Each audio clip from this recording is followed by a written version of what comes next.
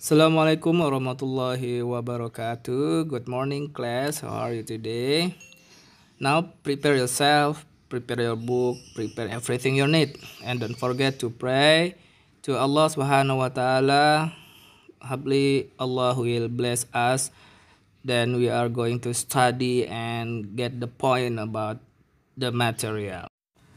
Oke, in the first meeting, pada pertemuan pertama kita telah belajar apa itu subject pronoun.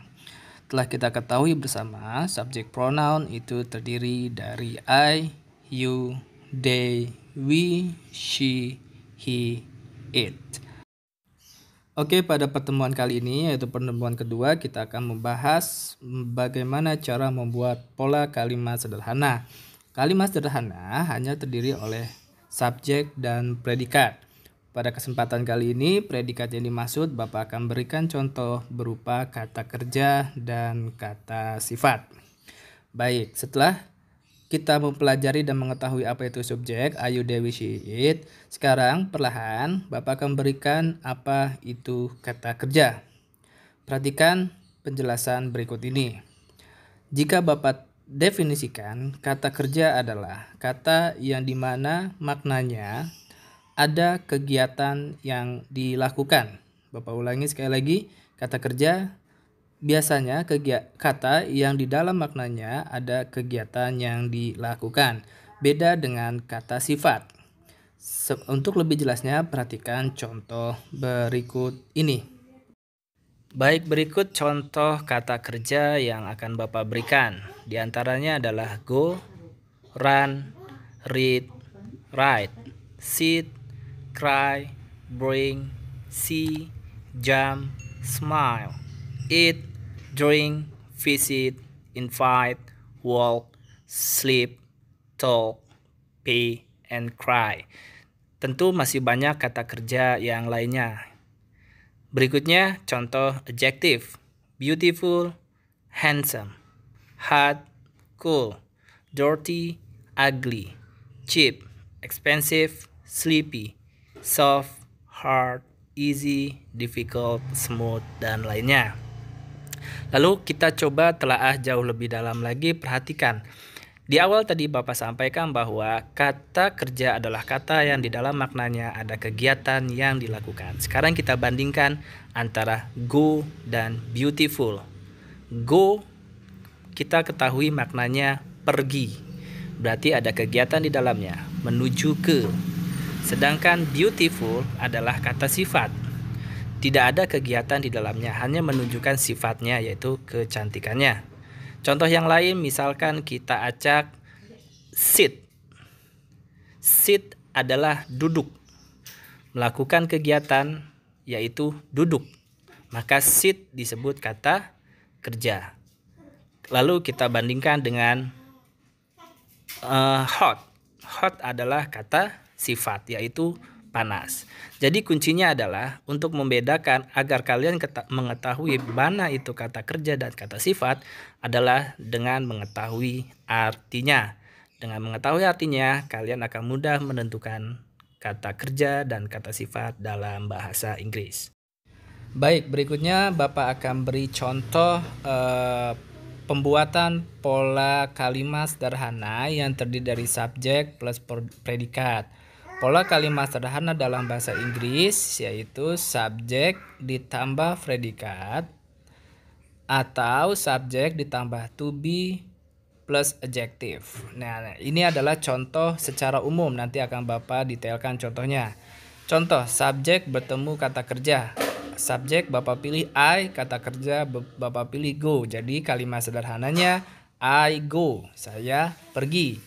Lalu jika menggunakan adjektif, maka setelah subjek ditambahkan to be. Seperti contoh, she is beautiful, dia cantik. Itu adalah contoh pola kalimat sederhana secara umum. Baik, perhatikan pola kalimat secara detail berikut ini. Subjek dan verb atau predikat kata kerja itu terbagi menjadi dua, di mana kata kerja yang diikuti oleh subjek I, you, they, we harus diikuti oleh kata kerja bentuk pertama. Perhatikan contohnya. Ketika subjek I bertemu go, maka I go. You bertemu cry, maka you cry. They bertemu run, maka they run. We ketemu jump, maka we jump. Artinya, ketika subjeknya I, you, they, we, maka kata kerjanya dalam bentuk pertama. Lalu perhatikan perbedaannya. Di sini kita lihat perbedaannya. Jika subjeknya she, he, it, maka kata kerjanya harus ditambahkan s atau es. Contohnya, kita pilih subjeknya she dengan kata kerja write, maka kita mengucapkannya she writes. Ada s-nya. He bertemu dengan buy, maka kita ucapkan he buys. He ketemu dengan kata kerja cry, maka kita tulis dan kita ucapkan he cries. It bertemu dengan kata kerja come, maka ditambahkan s. It comes. Pertanyaannya adalah bagaimana atau kapan kita menambahkan kata kerja s dan es. Oke, perhatikan catatan berikut ini. Kata kerja ditambahkan s atau es, tentu syarat yang utama adalah jika subjeknya she, he, it. Syarat yang kedua adalah apabila subjeknya sudah she, he, it, lalu kata kerjanya belakang kata kerjanya diakhiri ch, sh, o, dan x, maka kata tersebut ditambahkan dengan kata es. Contoh, kata kerjanya go, maka go tersebut ditambahkan es, jadi goes. Maka kalimat sempurnanya adalah she goes atau he goes, seperti itu. Lalu perhatikan contoh yang kedua. Jika kata kerjanya adalah diakhiri dengan huruf y, maka ubah y menjadi i lalu tambahkan es. Contoh kata kerja cry, maka y-nya dirubah menjadi i, cries. Kecuali, ini ada catatan khusus, apabila sebelum huruf y adalah huruf vokal, a, i, u, e, o, maka tidak usah dirubah menjadi i.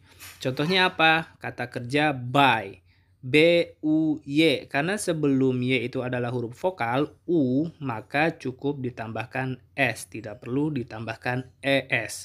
Jadi buy tetap buys. Nah, itu adalah syarat utamanya. Ingat, poinnya adalah subjeknya harus she, he, it, baru kata kerjanya ditambahkan s atau es. Baik, demikian materi kali ini. Untuk tugasnya, perhatikan. Yang pertama, catat materi dalam video ini ke dalam buku tulis. Yang kedua, ubah kalimat berikut ke dalam bahasa Inggris. Ada 7 kalimat, kalian tulis dalam buku tulis, lalu terjemahkan dalam bahasa Inggris. Misalkan, saya tidur sama dengan bahasa Inggrisnya apa? Kamu makan sama dengan bahasa Inggrisnya apa? Ditulis di buku tulis. Tugas yang ketiga adalah kalian tambahkan 3 kalimat sederhana buatan kalian sendiri. Hanya terdiri dari subjek dan kata kerja. 3. Jadi totalnya adalah 10. 7 nomor 2, 3 nomor 3.